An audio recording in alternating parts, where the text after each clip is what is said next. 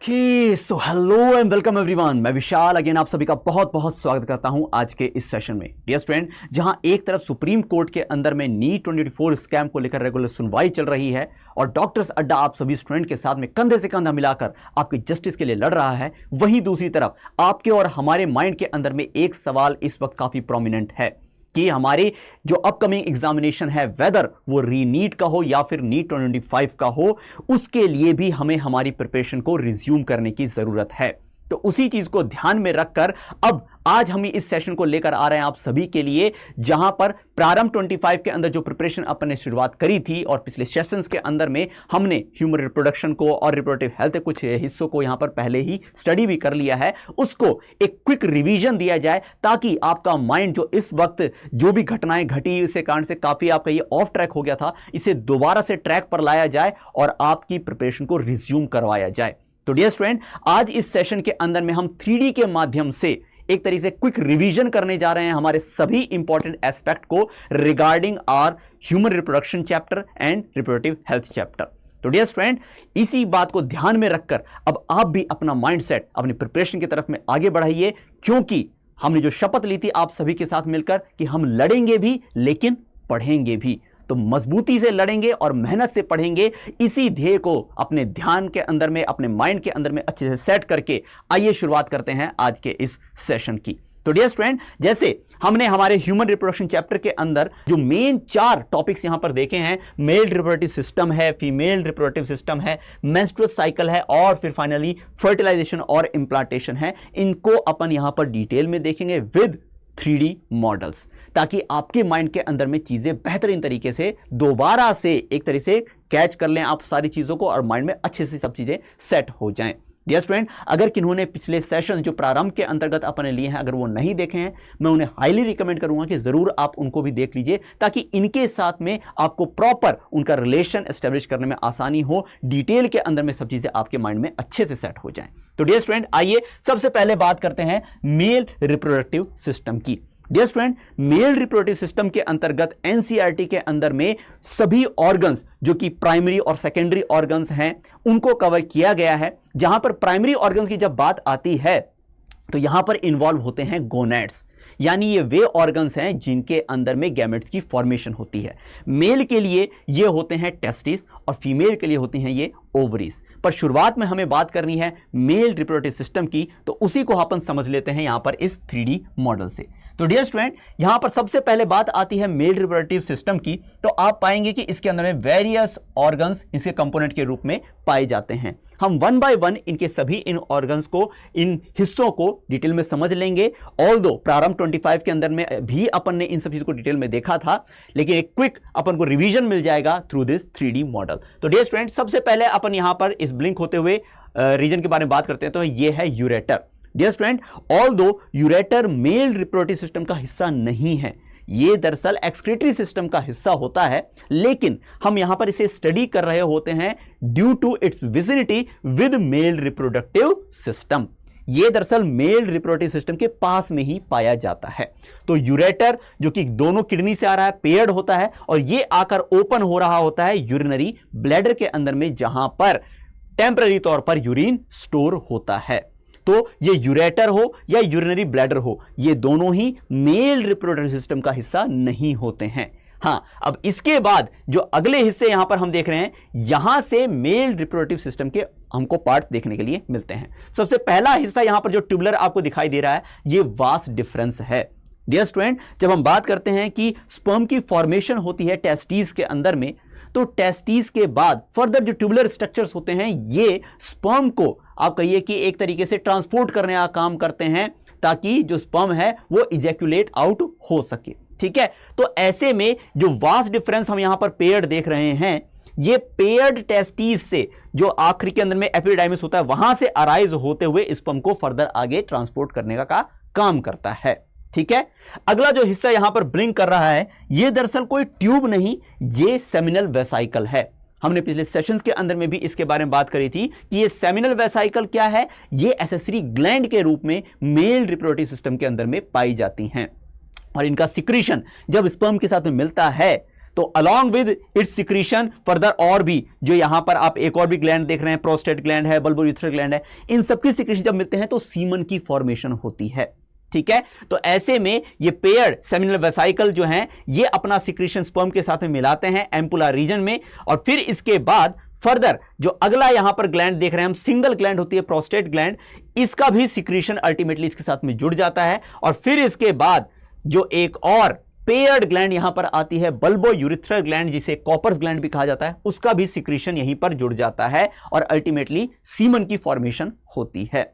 यहां पर मैं अगेन ध्यान देना चाहता हूं कि सीमन में स्पर्म के साथ साथ जो एसेसरी ग्लैंड्स होती हैं इनकी भी सिक्रीशन शामिल है। इसके बाद जो अगला हिस्सा यहां ब्लिंक कर रहा है, हालांकि यह हिस्सा यहां पर वास डिफरेंस से भी पहले आ रहा है। अगर आप यहां पर ध्यान दें तो वास डिफरेंस की शुरुआत जिस जगह से हो रही है ये वही जगह है, यानी यह हिस्सा है एपिडिडाइमिस का। ठीक है, जो टेस्टिस के अंदर में हम बात करते हैं ट्यूब्यूल्स की, अब हम धीरे धीरे उसकी तरफ भी आगे बढ़ रहे हैं, पर पहले जो यहां पर आउटर जो यहां पर ट्यूब्स है उनके बारे में बात करी गई है। तो डियर स्टूडेंट, यहां पर एपिडिडाइमिस को देखते हैं, एपिडिडाइमिस आपको जस्ट टेस्टिस के साथ में अटैच दिखाई दे रहा है, लेकिन यहां पर भी इनके अंदर में थोड़ा सा डिफरेंस है जिसको अभी अपन डिटेल में आगे देखने जा रहे हैं।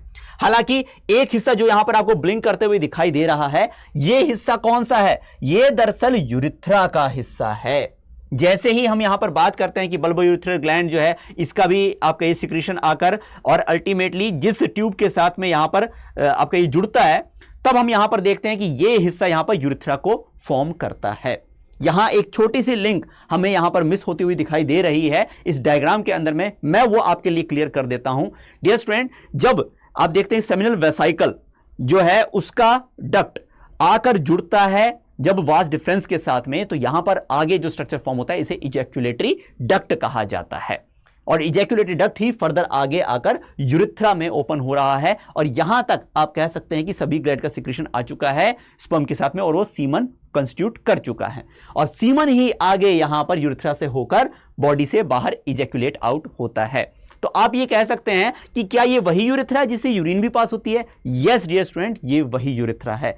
इसीलिए मेल के अंदर में यूरोजेनाइटल ट्रैक्ट की बात कही जाती है। जो यूरिथ्रा है ये ही यूरोजेनाइटल ट्रैक्ट है, इसी के थ्रू यूरिन भी पास होती है और इसी के थ्रू ही सीमन भी पास होता है। तो ये यहां पर यूरिथ्रा की बात समझ में आ गई होगी आपको। इससे बियॉन्ड अपन आगे बढ़ते हैं, तो अब यहां पर जो ये एरिया ब्लिंक कर रहा है ये ऑर्गन है टेस्टिस, जो कि मेल रिप्रोडक्टिव सिस्टम के अंदर में प्राइमरी सेक्स ऑर्गन के रूप में कहा जा सकता है, जो कि मेल के अंदर में गोनैड्स हैं ये। तो ये भी पेयर्ड होते हैं, ठीक है, और एक पाउच लाइक स्ट्रक्चर में होते हैं जिसे स्क्रोटम कहा जाता है।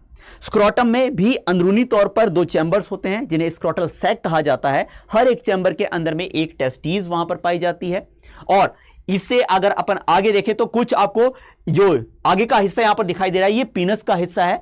यूरिथ्रा दरअसल पीनस के अंदर से ही होकर पास आउट हो रही होती है। तो इस पीनस का सबसे जो एंटीरियर मोस्ट हिस्सा होता है इसे ग्लांस पीनस कहा जाता है।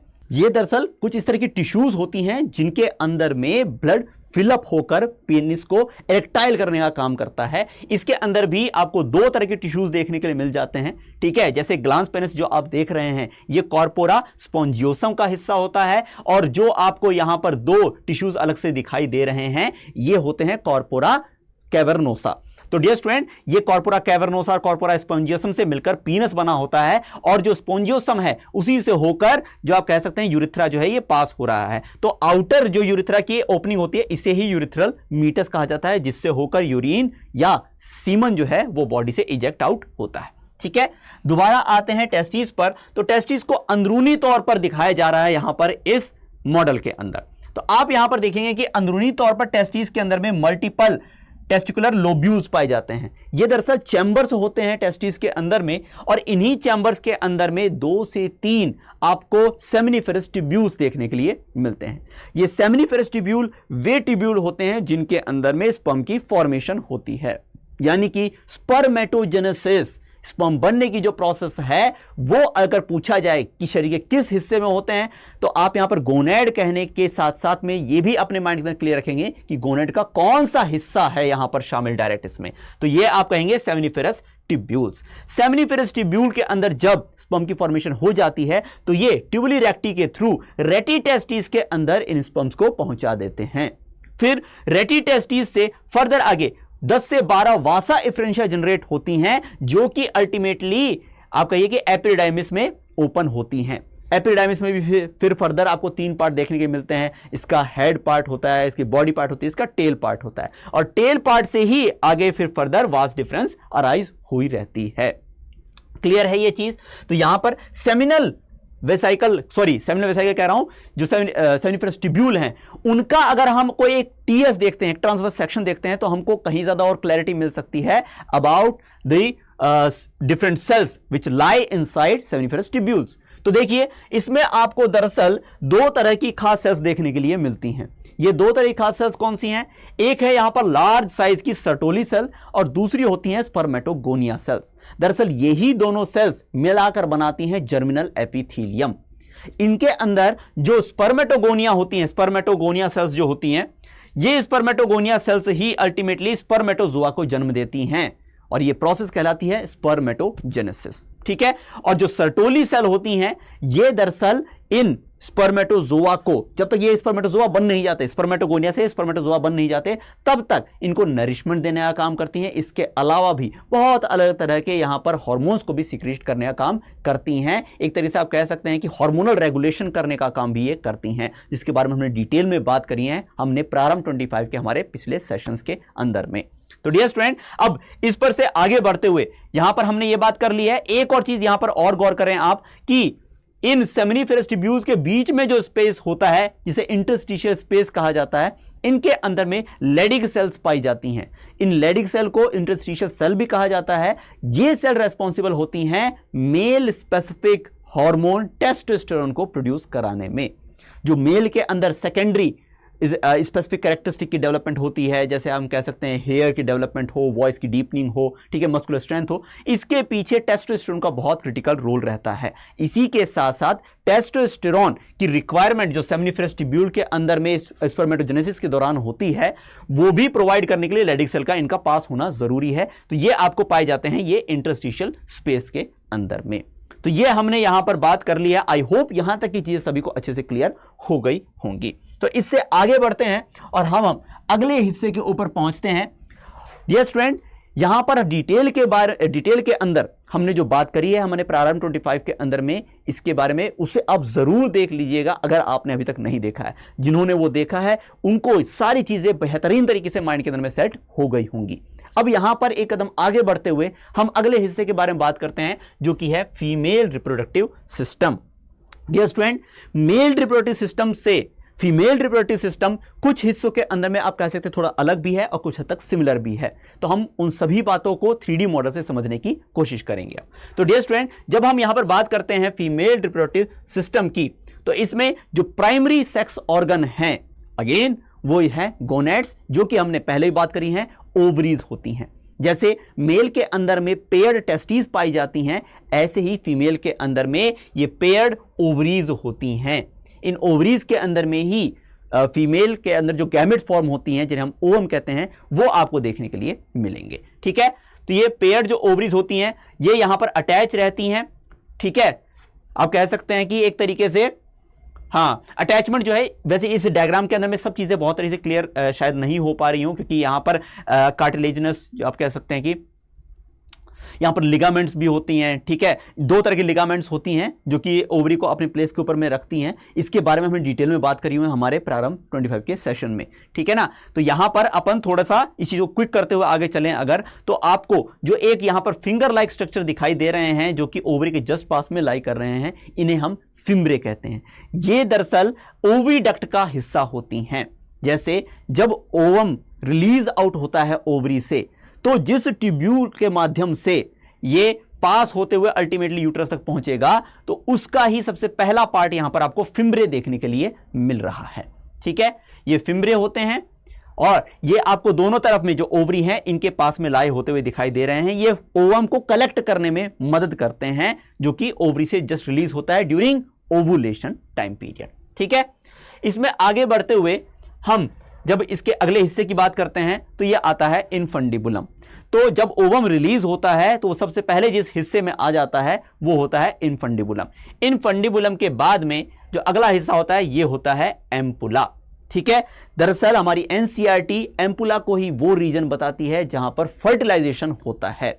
जब कॉपुलेशन के दौरान मेल जब आप कहिए कि सीमन को इजैक्यूलेट आउट करता है फीमेल के रिप्रोडक्टिव ट्रैक्ट में, तो उसमें स्पर्म्स ट्रेवल करते हुए अल्टीमेटली यहां तक पहुंचते हैं और जब ओवम रिलीज हो जाता है तो उसके साथ में फर्टिलाइजेशन परफॉर्म करते हैं।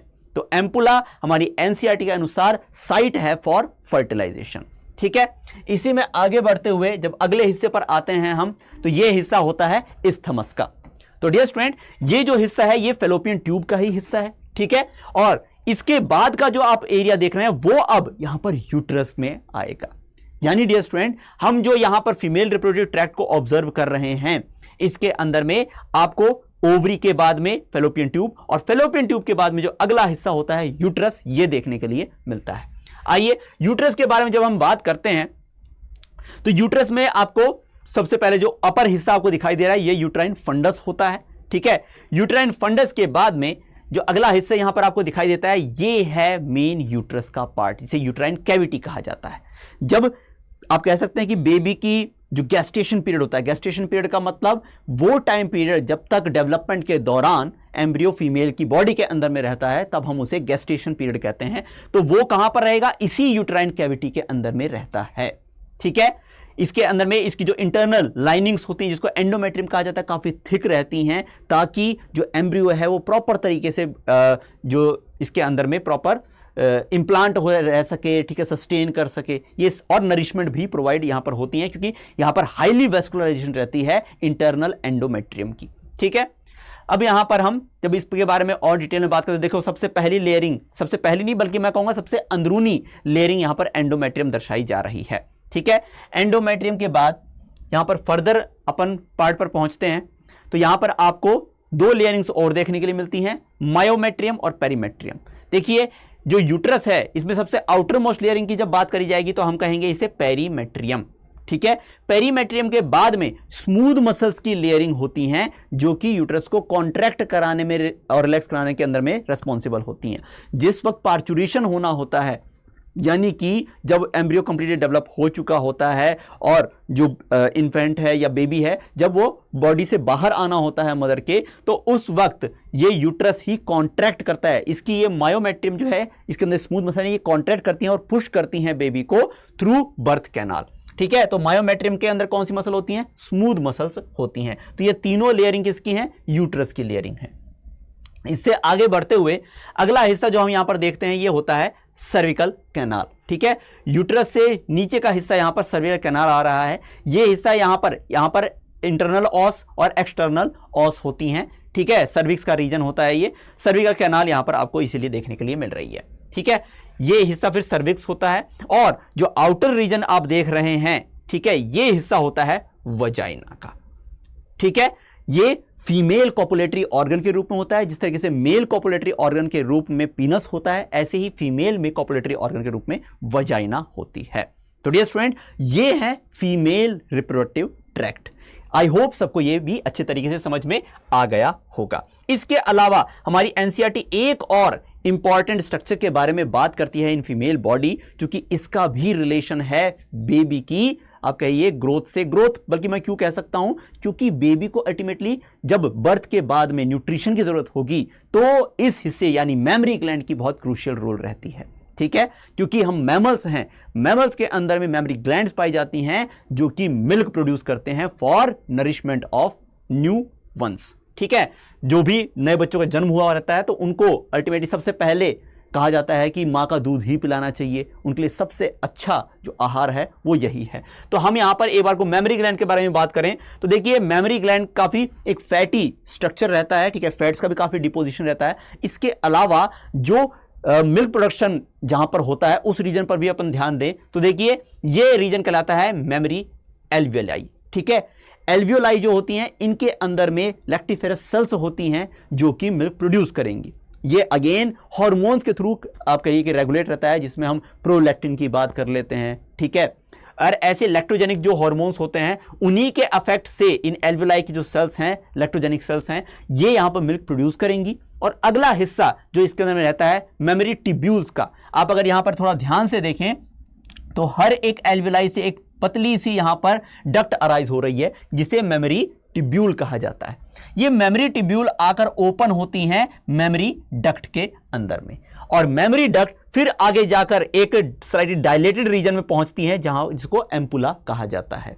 एम्पुला दरअसल उन रीजन को, उन ट्यूब्यूल के उन रीजन को कहा जाता है जो कि थोड़े से डायलेटेड रहते हैं। ठीक है, हमने ampulla reason male reproductive organ के अंदर में भी बात करी। ठीक है, फिर हमने फेलोपियन ट्यूब में भी बात करी, और अभी हम मेमोरी ग्लैंड में भी देख रहे हैं। तो आप यहां पर अपने माइंड में क्लियर रखिए इस चीज को कि एम्पुला अल्टीमेटली ट्यूब्स के उन डायलेटेड रीजन को कहा जाता है जहां पर स्लाइटली कुछ समय के लिए जो भी सिक्रीशन है वो स्टोर हो सकता है। तो यहां पर भी चूंकि इसमें डायलेशन है, कुछ समय के लिए यहां पर जो मिल्क है वो स्टोर हो सकता है। ठीक है, फिर फर्दर आगे देखें तो लेक्टिफेरस डक्ट्स यहां से अराइज हो रही हैं।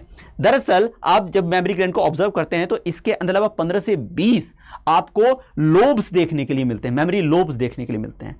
तो हर लोब से जो अल्टीमेटली इस तरह की स्ट्रक्चर्स अराइज होती हुई पहुंचती हैं, उनसे 10 से 12 ही लेक्टिफेरस जो डक्ट्स हैं, ठीक है, हाँ जितने भी 15 से 20, उनकी जो ओपनिंग है आपको सेपरेट ओपनिंग देखने के लिए मिलती हैं। तो उन्हीं ओपनिंग को कहा जाता है लेक्टिफेरस डक्ट, और ये फिर निपल से होकर एक्सटर्नली ओपन होती हैं। तो बेबी जब मिल्क सक करता है तो उस वक्त इन लोब्स के अंदर में, इन एम्पुला तक जो भी मिल्क पहुंचा होता है वो फिर बेबी फीड करता है उस पर। ठीक है, तो क्लियर है ये चीज। तो ये बातें हमने यहां पर फीमेल रिप्रोडक्टिव सिस्टम के बारे में करी है, और आई होप ये सबको अच्छे से क्लियर हो गई है।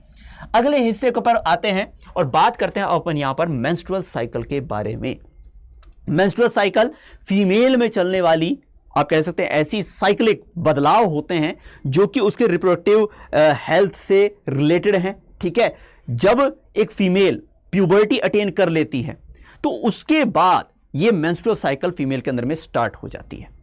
इस दौरान फीमेल की बॉडी के अंदर में काफी बदलाव आते हैं, और खास अगर हम देखें तो आपको यूट्रस के अंदर में काफी बदलाव होते हुए दिखाई देते हैं।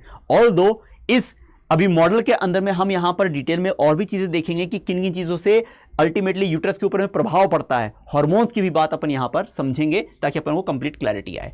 तो डियर स्टूडेंट, जब हम बात करते हैं कि जो मेंस्ट्रुअल साइकिल है, ठीक है, लगभग आप कह सकते हैं कि 28 दिनों के आसपास का जो जनरल हम क्राइटेरिया मान के चलते हैं, पर ये स्लाइटली वेरी करता है। ठीक है, किन्हीं महिलाओं के अंदर में 25 दिन से लेकर ये 35 दिन तक वेरी कर सकता है। ठीक है, लेकिन हम जनरल क्राइटेरिया जो हमारी एनसीईआरटी फॉलो करती है उस अनुसार 28 दिन मानकर हम चलते हैं। ठीक है ना। तो देखिए डियर स्टूडेंट, मेंस्ट्रुअल साइकिल के अंदर में 4 फेजेस यहां पर डिफाइन किए गए हैं, menstruation phase, follicular phase, ovulatory phase और ल्यूटियल फेज। सबसे पहला फेज जो होता है, इस दौरान एंडोमेट्रियम जो है, जो काफी थिक हुई रहती पहले की, ये बर्स्ट हो रही होती है। समझ के चलिए इस चीज को कि बर्स्ट कब हो रहा है, जिस वक्त आप कहिए कि फर्टिलाइजेशन नहीं हुई होती है, ठीक है, ओवम की स्पर्म फर्टिलाइजेशन नहीं हुई होती है, उस कंडीशन में जो अंदरूनी लेयरिंग होती है यूट्रस की, एंडोमेट्रियम, वो बर्स्ट होती है और इन फॉर्म ऑफ ब्लीडिंग ये बॉडी से बाहर आती है, जिसे मेंस्ट्रुअल फ्लो कहा जाता है। ठीक है, तो मेंस्ट्रुअल साइकिल के अंदर में जो सबसे पहला फेज है वो मेंस्ट्रुअल फ्लो का ही होता है, जिसे हम यहां पर मेंस्ट्रुएशन फेज कह रहे हैं। तो जब मेंस्ट्रुएशन फेज की बात आती है तो देखो 2 स्तर पर आपको यहां पर बदलाव होते हुए दिखाई देते हैं। सबसे पहले अगर आप ऑब्जर्व करें तो एंडोमेट्रियम यहां पर बर्स्ट हो रही है और ब्लीडिंग होते हुए आपको दिखाई दे रही है। फंडस रीजन पर भी और साइड बेस पर भी आपको एंडोमेट्रियम यहां पर ब्लीड करते हुए दिखाई दे रही है। और दूसरी तरफ अगर आप यहां पर देखें तो ओवरी के अंदर भी फॉलिकल की डेवलपमेंट यहां पर शुरू हो रही है। यहां पर हम यहां बात ध्यान रखें कि जो फीमेल जो गैमेट होता है वो यहां पर फॉलिकल्स के अंदर में डेवलप हो रहा होता है। ठीक है, जो ऊगोनिया की बात आती है फीमेल के अंदर में, शुरुआती जब आप इस तरह बात करें, जब बेबी जो होती है, फीमेल जो बेबी होती है, जब वो वूम के अंदर ही होती है, जब फीटस लेवल पर ही होती है, तभी से हम कह सकते हैं कि ऊगोनिया जो होती हैं ये अपनी संख्या बढ़ा रही होती हैं। ठीक है, 7 मिलियन 70 लाख तक ये पहुंच चुकी होती हैं। लेकिन जैसे जैसे आगे बात बढ़ रही होती है, ठीक है, फॉलिकल की डेवलपमेंट हो रही होती है, तो काफ़ी सारी जो ऊगोनिया हैं यहाँ पर उनकी डेथ हो जाती है। ठीक है, कई सारी फॉलिकल्स भी यहाँ पर डेथ होती हैं उनकी भी, तो इसे फॉलिकुलर एट्रेसिया भी कहा जाता है। तो ऐसे में जब यहाँ प्यूबर्टी स्टार्ट होती है, ठीक है, प्यूबर्टी आती है, तो सबसे पहला जो फ्लो होता है मेंस्ट्रुअल फ्लो, उसे मीनार्क कहा जाता है। और इसी टाइम पीरियड से हम देखते हैं कि जो फॉलिकल्स यहां पर जिस स्टेट पर रहती हैं उससे फर्दर आगे ग्रो करना शुरू करती हैं। यहां मैं थोड़ा सा रिमाइंड करा देना चाहता हूं कि जब हम यहां बात करते हैं कि चाइल्डहुड की सिचुएशन रहती है फीमेल के अंदर में, उस दौरान भी यहां पर जो प्रोसेस रहती है oogenesis की यानी ओवम बनने की, यह शुरुआत हो चुकी होती है। ठीक है, यहां पर हम ध्यान रखें कि चाहे मेल के अंदर स्पर्मेटोजेनेसिस हो या फीमेल के अंदर oogenesis हो, दोनों प्रोसेस के अंदर में जो गैमेट फॉर्म करने वाली प्रोसेस है वो मियोसिस होती है। ठीक है, मेल के अंदर यह प्रोसेस शुरू होती है प्यूबर्टी से, लेकिन फीमेल में इस प्रोसेस की शुरुआत जन्म से पहले ही हो चुकी होती है, बल्कि हम कह सकते हैं। ठीक है, और जब प्यूबर्टी होती है उसमें तो एक लेवल तक जहां पर ठहर चुकी होती है मियोसिस, उससे आगे रिज्यूम होती है। कैसे, थोड़ा सा इसको दोबारा से समझ लें हम। देखिए, जिस वक्त फीमेल फीटस का जन्म होता है, ठीक है, एम्ब्रियो को जब जन्म होता है, उस वक्त तक हम यहां पर ऑब्जर्व करते हैं कि प्राइमरी फॉलिकल लगभग बन चुका होता है। प्राइमरी फॉलिकल क्या है? दरअसल जो हम यहां पर ये फॉलिकल्स देख रहे हैं, ऊगोनिया देखते हैं हम। ठीक है, ऊगोनिया के आउटर जो लेयरिंग्स होती हैं ये फॉलिकुलर सेल्स की होती हैं। ठीक है, जब यहां पर इनके अंदर साइज के अंदर में ग्रोथ होती है, ठीक है, किसके अंदर? ऊगोनिया के अंदर, तो इससे फिर प्राइमरी oocyte बनती है और उसके ऊपर भी फॉलिकुलर सेल्स पाई जाती हैं। तो ये जो स्ट्रक्चर होता है इसे ही प्राइमरी फॉलिकल भी कहा जाता है। और प्राइमरी फॉलिकल होने के बाद जब प्राइमरी oocyte उसके अंदर में है, तब जाकर मियोसिस की शुरुआत होती है। मेल के अंदर भी अगर हम कंपेयर करते हैं स्पर्मेटोजेनेसिस को, तो वहां पर भी जब प्राइमरी स्पर्मेटोसाइट बनती है उसके बाद ही शुरुआत होती है आप कहिए कि मियोसिस की। ठीक है ना, तो यहां पर भी फॉलिकल जो है प्राइमरी फॉलिकल ये बनना शुरू हो चुके थे पहले भी। ठीक है, फॉलिकल जब ये बन चुके थे तो उस वक्त मियोसिस जो शुरू हुई ये कुछ समय बाद ही रुक जाती है, क्योंकि जो सेल डिवीजन की फेज होती हैं, प्रोफेज, मेटाफेज, एनाफेज, टीलोफेज, इनमें जो सबसे पहली फेज है प्रोफेज, उसी के अंदर अरेस्ट हो चुकी होती है फीमेल में। ठीक है, सभी फॉलिकल्स का ग्रोथ उसी लेवल तक स्टक हो गया रहता है और ये तब तक स्टक रहता है जब तक प्यूबर्टी शुरू नहीं होती। इसलिए मैं बार बार ये कह रहा हूं कि फीमेल के अंदर मियोसिस की शुरुआत आप कह सकते हैं कि जब जन्म भी नहीं हुआ था तब से ही शुरू हो चुकी होती है, लेकिन ये ठहर गई होती है एट प्रोफेज और ये रिज्यूम होती है at the time of puberty. Clear? और इसमें रोल रहता है ऑब्वियस तौर पर हार्मोन्स का। ठीक है, और हार्मोन्स पे जब बात आती है तो स्पेसिफिकली अगर हम बात करें तो एफएसएच और एलएच इनका काफी इंपॉर्टेंट रोल रहता है। एफएसएच जब बात आती है तो फॉलिकल स्टिमुलेटिंग हार्मोन होते हैं ये, यानी फॉलिकल के अंदर में ग्रोथ कराने का काम करते हैं। तो अल्टीमेटली जब प्यूबर्टी के टाइम पर जब रिज्यूम होती है मियोसिस तो वो किसके कारण से होती है? एफएसएच के कारण से होती है। ठीक है, चलिए ये सब चीजें असाइड रखते हुए, क्योंकि इनके बारे में हमने डिटेल में बात करी हुई है हमारे प्रारंभ 25 के पिछले सेशंस के अंदर में। मैं उनको हाईली रिकमेंड करूंगा जिन्होंने अभी तक वो नहीं देखा है, जरूर देख लीजिए फॉर डिटेल क्लैरिटी। ठीक है, अभी हम दोबारा लौटते हैं हमारे इसी पोर्शन के ऊपर में। आपने एक तरफ तो देखा कि यहां पर जो एंडोमेट्रियम है ये बर्स्ट हो रही है, और वहीं दूसरी तरफ अगर हम देखते हैं तो यहां पर फॉलिकल्स की भी डेवलपमेंट शुरू हो चुकी होती है। ठीक है ना, जो प्राइमरी फॉलिकल है उसके अंदर फर्दर और ग्रोथ शुरू हो चुकी होती है। अगला फेज आता है यहां पर फॉलिक्यूलर फेज। ठीक है, फॉलिकुलर फेज यहां पर नाम से ही बता रहा है कि फॉलिकल की यहां पर डेवलपमेंट होती है। इसकी शुरुआत अगर हम देखें तो ब्रेन के अंदर जो एक खास हिस्सा रहता है यहां पर पिट्यूटरी का और हाइपोथैलेमस का, इसका यहां पर मेन रोल होता है। हम यहां पर देखते हैं कि हाइपोथैलेमस जो ये ऊपर का हिस्सा है, यहां से जो नर्व एंडिंग्स वगैरह हैं या फिर आप कहिए कि जो भी यहां पर अल्टीमेटली जो कैपिलरीज आ रही होती हैं वे हार्मोन्स लेकर पहुंच रही होती हैं एंटीरियर पिट्यूटरी तक। ठीक है, जो नर्व एंडिंग्स की हम बात करते हैं वो यहां पर पोस्टीरियर पिट्यूटरी तक आती हैं। ठीक है, पर अल्टीमेटली जो हार्मोन्स की हम बात कर रहे हैं वो यहां पर एंटीरियर पिट्यूटरी में आकर यहां पर जो गोनाडोट्रोफ सेल्स होती हैं उनको स्टिमुलेट करके एफएसएच और एलएच रिलीज करवाती हैं, क्योंकि हाइपोथैलेमस यहां पर पिट्यूटरी ग्लैंड के सिक्रीशन को कंट्रोल करता है। ये जिस हार्मोन को रिलीज करता है वो होता है जीएनआरएच, यानी गोनाडोट्रोफिन रिलीजिंग हार्मोन। जब जीएनआरएच पहुंचता है एंटीरियर पिट्यूटरी में तो यहां की सेल जो गोनाडोट्रोफ सेल्स होती हैं वो रिलीज करती हैं एफएसएच और एलएच। ठीक है, जिसके बारे में हमने बात करी कि एफएसएच के कारण से क्या होगा? फॉलिकल्स की ग्रोथ होगी। तो ये चीज हमारे सामने आती है। क्लियर?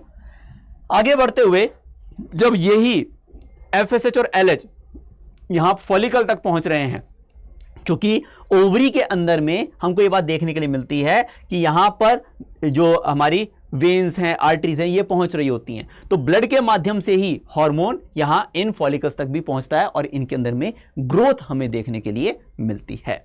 ठीक है, इससे हम यहां पर आगे बढ़े तो हमें दिखाई देता है क्या कि शुरुआत के जो 5 दिन थे इस दौरान तो यहां पर क्या हो रहा था, मेंस्ट्रुअल फ्लो हो रहा था। लेकिन इससे आगे का जो हिस्सा है, लगभग 6 से लेकर 13 दिन तक का जो हिस्सा होता है, ये यहां पर फॉलिकुलर फेज का होता है। इस दौरान फॉलिकल ग्रो कर रही होती हैं। ठीक है, जो प्राइमरी फॉलिकल हमने बात करी वो साइज के अंदर में यहां पर बढ़ रही होती हैं। ठीक है, यहीं पर से बात आती है कि follicular cells ultimately granulosa cells बनने लग जाती है, मल्टीपल लेयरिंग्स होने लग जाती है उनके अंदर में। ठीक है, क्लियर ये बात। तो ये हमको यहां पर 13th डे तक देखने के लिए मिलता है। इसके बाद में जो तीसरे फेज पर हम आते हैं, ये होता है ओवुलेटरी फेज। ये होता है 14th डे पर। 14th डे पर क्या हो रहा है, अगर आप यहां पर ध्यान दें तो खास आपको यहां पर बदलाव होते हुए दिखाई देगा। देखिए, फॉलिकुलर फेज के दौरान जो फॉलिकल में बदलाव हो रहा था, वहां पर प्राइमरी फॉलिकल से सेकेंडरी फॉलिकल बनना, सेकेंडरी फॉलिकल से टर्शियरी फॉलिकल बनना और टर्शियरी फॉलिकल से ग्राफियन फॉलिकल बनना, ये सारा पोर्शन हो चुका होता है। ग्राफियन फॉलिकल ही वो स्ट्रक्चर होता है जिससे अल्टीमेटली ओवम रिलीज होगा। क्योंकि देखिए, अगर मैं इसको दोबारा से आपके लिए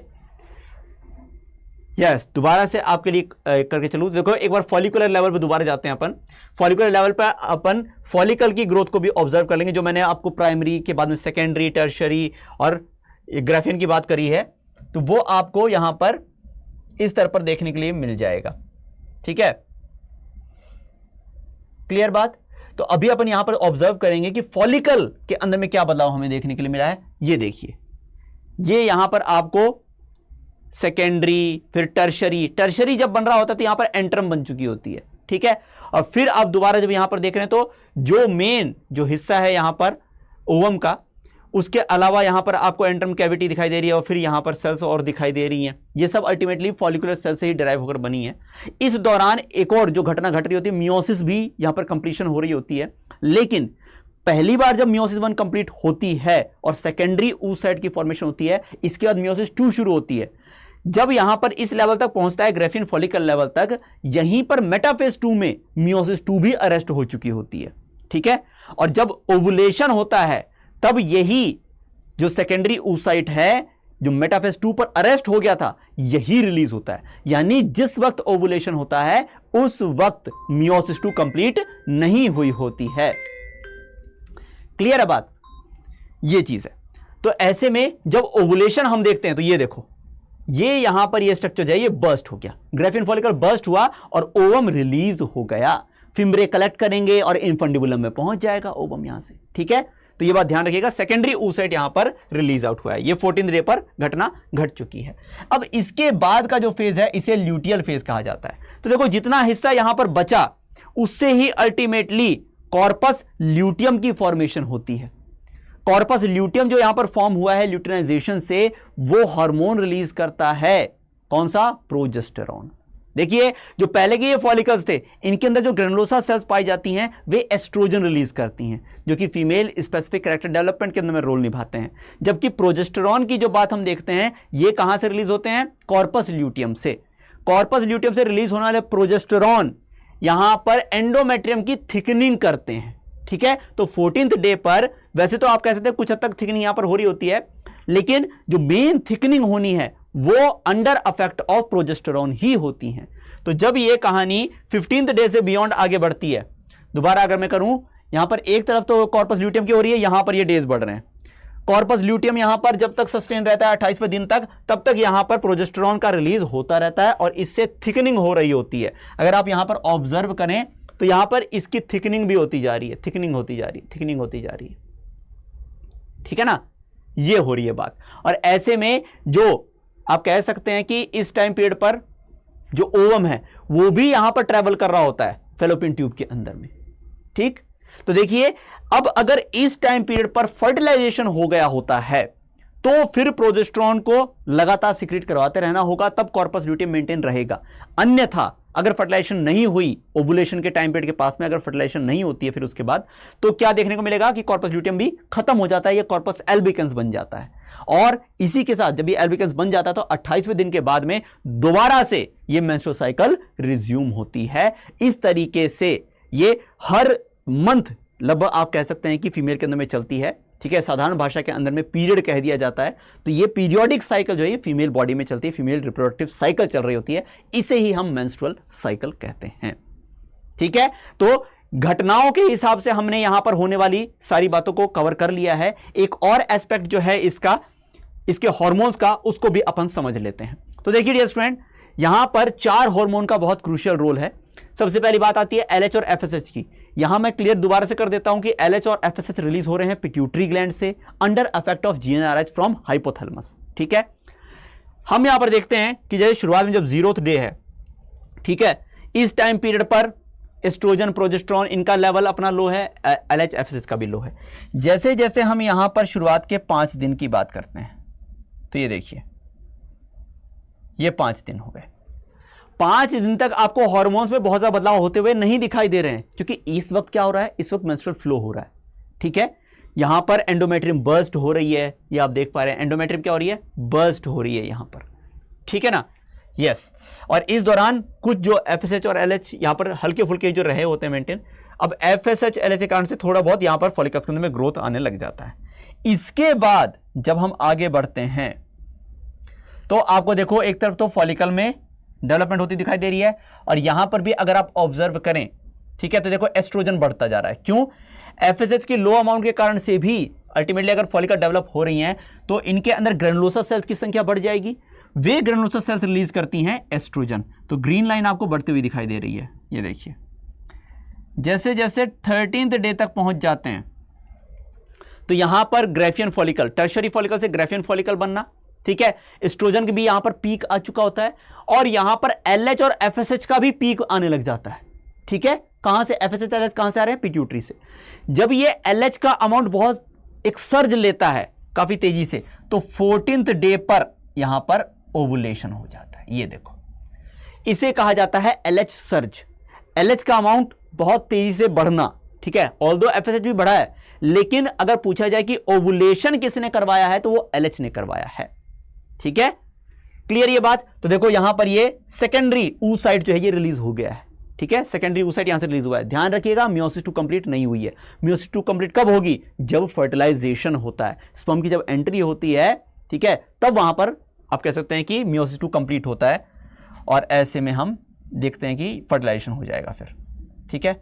ये देखिए अब जो स्ट्रक्चर बचे उन्होंने कॉर्पस ल्यूटियम बना लिया, ठीक है। आप देखेंगे दोबारा से ये डाउन आ गए, लेकिन अब एस्ट्रोजन तो डाउन हो गया है, एस्ट्रोजन थोड़ा थोड़ा बढ़ेगा, लेकिन अब एक और हार्मोन जो यहां पर बढ़ेगा वो है प्रोजेस्टेरॉन, क्योंकि कॉर्पस ल्यूटियम बनने के बाद में प्रोजेस्टेरॉन का अमाउंट बढ़ेगा। ये देखो एस्ट्रोजन भी बढ़ रहा है, क्योंकि कॉर्पस ल्यूटियम प्रोजेस्टेरॉन के अलावा जिस हार्मोन को रिलीज करता है वो एस्ट्रोजन भी है, ठीक है ना, यस। इसके अलावा भी हार्मोन है, ठीक है, रिलैक्सिन वगैरह भी है, पर यहां पर मेन जो हम देख रहे हैं वो ये चारों हैं। तो इनका रिलेशन आपको ऐसा देखने के लिए मिलेगा। अब ये देखो ये कॉर्पस ल्यूटियम अच्छा से बन चुका, तो ये फिर प्रोजेस्टेरॉन यहां पर बढ़ रहा है, एस्ट्रोजन भी बढ़ रहा है। लेकिन अब जब फर्टिलाइजेशन नहीं हो रहा है तो फिर अल्टीमेटली धीरे धीरे कॉर्पस ल्यूटियम यहां पर डिग्रेड होते हुए कॉर्पस एल्बिकन्स बन जाएगा, और ऐसे में प्रोजेस्टेरॉन कम हो जाएगा। प्रोजेस्टेरॉन का कम होना एंडोमेट्रियम के सस्टेनेंस के लिए खतरा है।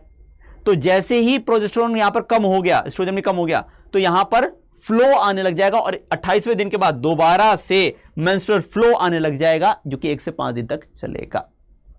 तो ये यहां पर इसका हार्मोनल एस्पेक्ट है, और आई होप आपने जो इवेंट वाइज इसको ऑब्जर्व किया, हार्मोनल वाइज भी आप यहां पर प्रॉपर तरीके से इनको कनेक्ट कर पा रहे होंगे। यहां मैं अगेन बार बार कह दे रहा हूं कि यहां पर हम 3D मॉडल के माध्यम से इसे रिवाइज कर रहे हैं। इसके बाद डिटेल में हमने हमारी स्टडी जो करी है प्रारंभ 25 सीरीज के अंतर्गत हमारे सेशंस के अंदर वो अवेलेबल है। जिन्होंने नहीं देखी उसे जरूर देख लीजिएगा, चीजें आपको कनेक्ट करने में आसानी होगी, ठीक है।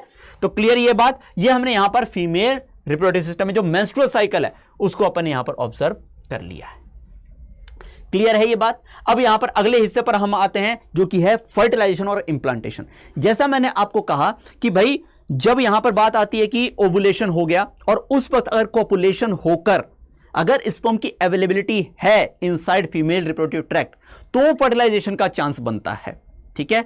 अगर उस टाइम पीरियड यानी 14th डे पर जब ओवुलेशन है, अगर उस टाइम पीरियड के आसपास कोपुलेशन नहीं होता है तो फर्टिलाइजेशन नहीं होगा, और इसके बाद अल्टीमेटली जो आप कह सकते हैं कि एंडोमेट्रियम का बर्स्ट होना, ठीक है, 28 दिन तो चलो वो मेंटेन होगा, पर फिर उसके बाद बर्स्ट होना ही है, ठीक है ना, उससे फिर अगली साइकिल स्टार्ट हो जाएगी। पर अगर फर्टिलाइजेशन हो जाए, यानी कि ओवुलेशन के वक्त में अगर स्पर्म की अवेलेबिलिटी हो जाए, तो हम यहां पर कह सकते हैं कि फर्टिलाइजेशन का चांस बन रहा है। कैसे होगा? तो देखो, मेल से स्पर्म और फीमेल से ओवम, ठीक है, यहां मैं बात ध्यान अगेन दिला देता हूं, ये सेकेंडरी oocyte है, अभी मियोसिस 2 कंप्लीट नहीं हुई है, लेकिन मेल में जो स्पर्मेटोजोआ बना होता है ये कंप्लीशन से बना होता है, ठीक है, यानी मियोसिस 2 यहां पर कंप्लीट हो चुकी होती है सेमिनिफरस ट्यूब्यूल के अंदर ही, ठीक है। चलो क्लियर? तो देखो, सबसे पहली बात, चूंकि इंटरनल फर्टिलाइजेशन होता है ह्यूमन के अंदर में, तो इंटरनल फर्टिलाइजेशन का मतलब क्या? फीमेल की बॉडी में होगा, तो ऐसे में स्पर्म का फीमेल बॉडी में पहुंचना जरूरी होता है। इसीलिए जो मेल कॉपुलेटरी ऑर्गन है पीनस, वो यहां पर इजैक्यूलेशन के दौरान क्या होगा, फीमेल वजाइना के अंदर में स्पर्म को पुट कर देगा और फिर फर्टिलाइजेशन की बात बनती है। तो देखो, पहले यहां पर बात आ जाए रिलीज्ड ओवम, जो यहां पर हुआ, ठीक है, रप्चर हुआ और रिलीज हो गया, ठीक है, ग्रेफियन फॉलिकल से, तो इसके बाद क्या घटना घटती है, ये यहां पर पहुंच जाता है, कहां पर? इनफंडिबुलम। इनफंडिबुलम के बाद में एम्पुला रीजन तक आ जाएगा, ठीक है, एम्पुला रीजन तक आ गया, तो ये यहां पर जो एम्पुला रीजन तक आया है, अब इस दौरान अगर यहां पर हम ऑब्जर्व करें कि स्पर्म अगर एंटर कर जाते हैं, तो ये स्पर्म फिर वजाइना से होकर, सर्विक्स से होकर, यूट्रस से होकर और फिर फेलोपियन ट्यूब से होकर ये पहुंचे कहां पर? एम्पुला रीजन में, क्योंकि एम्पुला रीजन में ही कौन है? वहां पर ओवम है। तो अब ये यहां पहुंच गए और अब होगा फर्टिलाइजेशन, यानी कि स्पर्म अब जब ओवम को यहां पर फ्यूज करेंगे, उसे फ्यूज करेंगे, तब जाकर फर्टिलाइजेशन होगा। लेकिन इस दौरान भी कई सारी घटनाएं घटती हैं, ठीक है, जैसे हम बात करें कि जब ओवम रिलीज होता है तो उसके बाहर भी लेयरिंग पाई जाती है सेल्स की, कोरोना सेल्स की, कोरोना रेडिएटा हम जिन्हें कहते हैं, उन सेल को भी रिमूव करना होता है। इसके अलावा जो सेकेंडरी oocyte है, इसके ऊपर जोना पेलुसिडा की लेयरिंग भी पाई जाती है, ठीक है, एक तरह ग्लाइकोप्रोटीन की लेयरिंग है जोना पेलुसिडा, उसको भी डिग्रेड करना होगा, तब जाकर यहां पर जो ओवम है उसकी सेल मेम्ब्रेन आती है, ठीक है ना। तो उसके ऊपर हम चलें तो फर्टिलाइजेशन की बात देखते हैं। तो देखिए डियर स्टूडेंट, 3 लेयरिंग यहां पर आपको दिखाई दे रही हैं। सबसे आउटर जो लेयरिंग है ये कोरोना रेडिएटा की लेयरिंग है, ठीक है, सेल्स ऑफ कोरोना रेडिएटा, ठीक है। फिर उसके बाद जो आपको पिंक कलर में दिखाई दे रही है ये जोना पेलुसिडा है, ठीक है, और फिर उसके बाद में जो पिंक कलर से दिखाई दे रही है ये आपको पेरिविटलाइन स्पेस है, और फिर इसके बाद में आता है ओवम की सेल मेम्ब्रेन, ठीक है। तो जब फर्टिलाइजेशन होगा तो इस दौरान स्पर्म जो है ये यहां पर इन लेयर को तोड़ते आता है, इसके अंदर में मदद करती हैं स्पर्म के अंदर जो सबसे हेड रीजन के पास में एक स्ट्रक्चर होता है जिसे एक्रोसोम कहा जाता है, गोल्जी बॉडी से डेराइव्ड ये स्ट्रक्चर जो होता है, इसके अंदर में एंजाइम्स पाए जाते हैं जो कि कोरोना रेडिएटा को भी डिसॉल्व करते हैं, जोना पेलुसिडा को भी डिसॉल्व करते हैं, सेल मेम्ब्रेन को भी यहां पर करते हैं, और अल्टीमेटली जो न्यूक्लियस है उसको यहां पर फीमेल जो ओवम है इसके अंदर में इंसर्ट कर देते हैं, ठीक है। और इस दौरान ही आप यहां पर अलग अलग स्तर के ऊपर में घटनाएं होते हुए देखते हैं, जहां पर बात आ जाती है क्या, जैसे हम बात करें कि सबसे पहले जैसे मेम्ब्रेन से फ्यूजन होगा, ठीक है, फिर प्लाज्मोगैमी होगी, ठीक है, फिर उसके बाद हम बात करें तो कैरियोगैमी, फिर एम्फीमिक्सिस। तो इस तरह के अलग अलग चरण हैं जिसके बारे में हमने डिटेल में बात करी है हमारी प्रारंभ सीरीज के अंतर्गत, तो वो हम यहां पर होते हुए देख रहे हैं, ठीक है। अब यहां पर ये जो है ये एग फर्टिलाइज हो गया है, जैसे ही ये न्यूक्लियस फ्यूज कर गए हैं एक दूसरे के साथ में बच्चे, इस दौरान ही यहां पर जैसे एंट्री हुई ना, वहां पर फिर मियोसिस जो 2 है वो यहां पर कंप्लीट होने की तरफ बढ़ चुका होता है। मेटाफेज 2 पे अरेस्ट था ना, मेटाफेज के बाद क्या आएगा, एनाफेज और फिर टीलोफेज, और यहां से जब oogenesis कंप्लीट होती है तो यहां पर सेकंड पोलर बॉडी भी बनती है। सेकंड पोलर बॉडी हो या फर्स्ट पोलर बॉडी हो, जब दोनों बार मियोसिस 1 होती है फिर मियोसिस 2 होती है तो एक पोलर बॉडी जनरेट होती है। इन पोलर बॉडी की सिग्निफिकेंस बस इतनी है कि ये अल्टीमेटली डीजनरेट हो जाएंगी और जो सेल होती है ओवम वो लार्ज साइज की बन पाती है, ठीक है ना।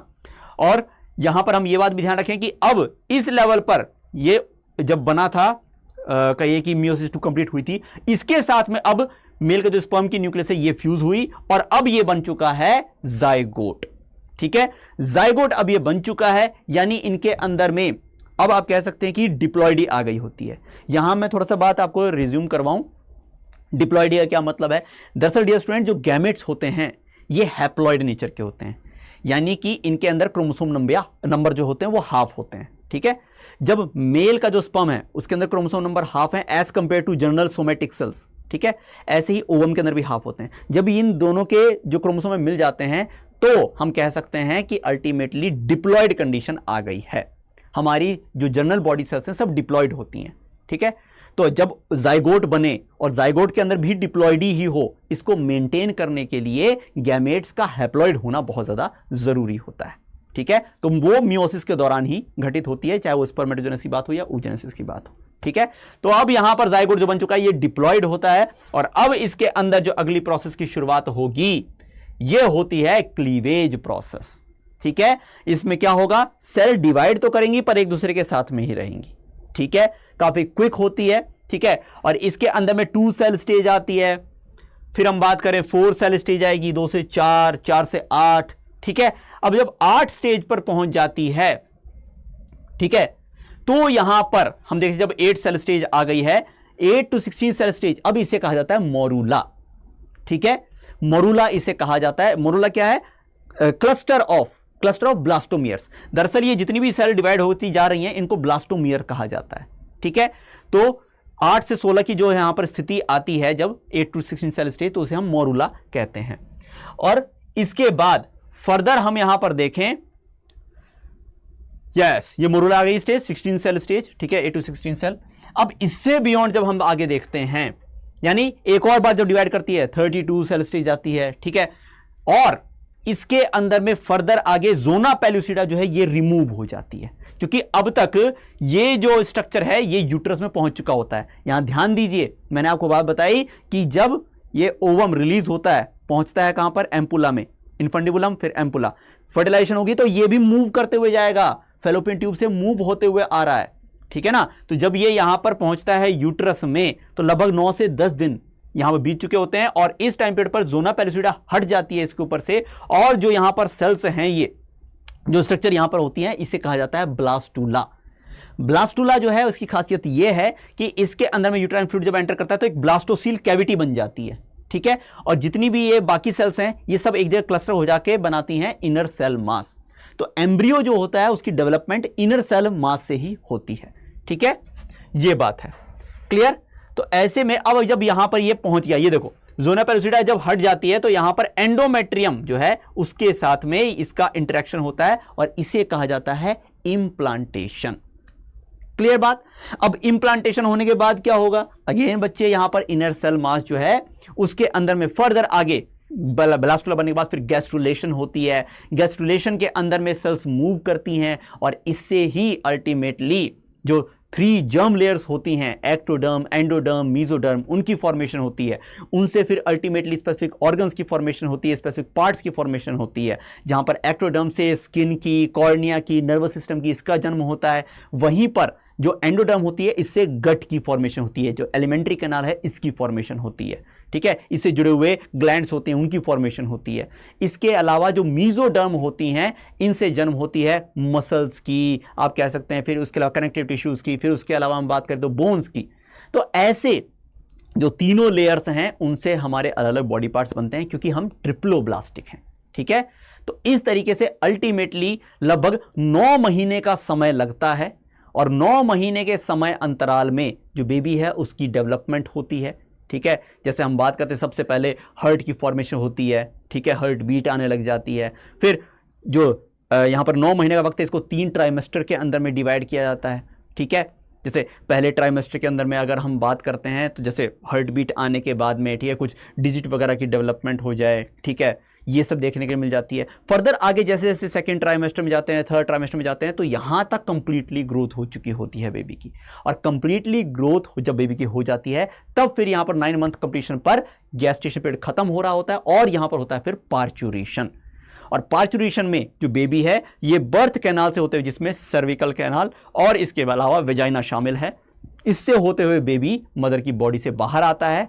और इसके अंदर में मददगार एक और हार्मोन भी होता है जिसे हम ऑक्सीटोसिन कहते हैं, जैसे मैंने पहले ही बात करी थी कि एंडोमेट्रियम जो होती है वहाँ पर तो थिकनिंग रहती है, वहाँ पर तो चलिए जो बेबी होता है वो वहाँ पर रिसाइड कर रहा होता है, लेकिन कॉन्ट्रैक्शन की जब बात आती है तो ये इसमें मायोमेट्रियम पार्ट निभाती हैं, ठीक है, वहाँ पर स्मूथ मसल्स होती हैं। तो जब ऑक्सीटोसिन हार्मोन रिलीज होता है पिट्यूटरी ग्लैंड के पोस्टीरियर लोब से, तो ये जाकर मायोमेट्रियम को स्टिमुलेट करता है फॉर कॉन्ट्रैक्शन। जब कॉन्ट्रैक्शन होगा तो बेबी फिर इजेक्ट आउट होगा, पार्चुरेशन होगी और बेबी का जन्म हो जाएगा।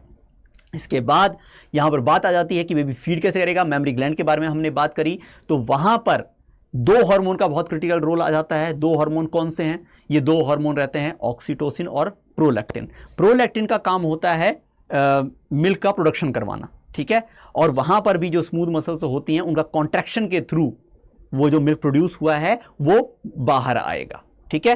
तो ऑक्सीटोसिन का रोल है मिल्क सिक्रीट करवाना और प्रोलैक्टिन का रोल है मिल्क बनाना, ठीक है। इसके अलावा मैं यहां पर एक और चीज भी बता देना चाहता हूं कि जब यहां पर ये इंप्लांटेशन हो जाता है, ठीक है, तो इंप्लांटेशन हो जाता है, प्लेसेंटा की फॉर्मेशन होती है। इन सब के बारे में हमने डिटेल में बात करी है हमारी प्रारंभ 25 के सेशंस में, ठीक है।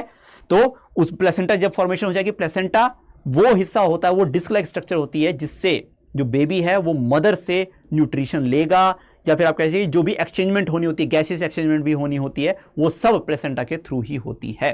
क्योंकि हम सब कैसे हैं? हम सब मैमल्स हैं, ठीक है। हमारे अंदर में क्या यॉक्स सैक वगैरह जो होती है उसके अंदर बहुत ज़्यादा अमाउंट नहीं होता योग का, ठीक है। एलेसिसल एग होता है हमारा, तो जो न्यूट्रिशन लेना होता है वो मदर की बॉडी से ही लेते हैं, ठीक है। और प्लेसेंटा से आगे फिर एक जो ट्यूब लाइक स्ट्रक्चर जनरेट होती है उसे अम्बिलिकल कॉर्ड कहा जाता है, जिसके थ्रू बेबी कनेक्ट रहता है मदर के साथ में, ठीक है। जब पार्चुरेशन होता है तो उस वक्त पर फिर अम्बिलिकल कॉर्ड को यहाँ पर कट कर दिया जाता है, उसे आप कहिए कि एक तरह से क्लिप कर दी जाती है ताकि बेबी का जो ब्लड है वो लॉस भी ना हो, ठीक है। फिर अल्टीमेटली वो यहाँ पर झड़ जाता है, ठीक है। तो क्लियर है ये बात। तो बच्चे यहाँ पर अपन ने इस 3D मॉडल के माध्यम से यहाँ पर क्विक रिवीजन लेने की एक तरह से कोशिश करी है, ठीक है। आई होप सबको ये चीज़ें अच्छे से रिमाइंड में आ गई होंगी, ठीक है, क्योंकि जिस तरह की घटनाओं से आप अभी गुजरे हैं डियर स्टूडेंट, मैं समझता हूँ कि माइंड के लिए चीज़ों को सही तरीके से ग्रैस्प करना हो सकता है थोड़ा सा मुश्किल हो रहा हो, लेकिन यही एक कोशिश है बच्चे कि हमें दोबारा से अपने माइंड को ट्रैक पर लाना है, ठीक है। अब आगे आने वाले दिनों के अंदर में हम दोबारा से जो हमारी प्रारंभ 25 सीरीज चल रही थी उसके तहत आने वाले चैप्टर्स को भी अब हम कवर करने जा रहे हैं, ठीक है। तो अब नए जोश के साथ में, नए उत्साह के साथ में आगे बढ़िए, क्योंकि जो ध्येय हमने आपको बताया है हम पढ़ेंगे भी, लड़ेंगे भी, हर स्तर पर अपने आप को परिपक्व बनाएंगे, अपने आप को कहीं ज़्यादा बेहतर तरीके से तैयार करेंगे फॉर फर्दर जो भी सिचुएशन आती है उसके लिए। और मानिए मेरी बात, बिलीव करिए, डॉक्टर सड्डा इसमें हमेशा आपके साथ में। सो स्टे ट्यून्ड, मिलते हैं अगले सेशन में।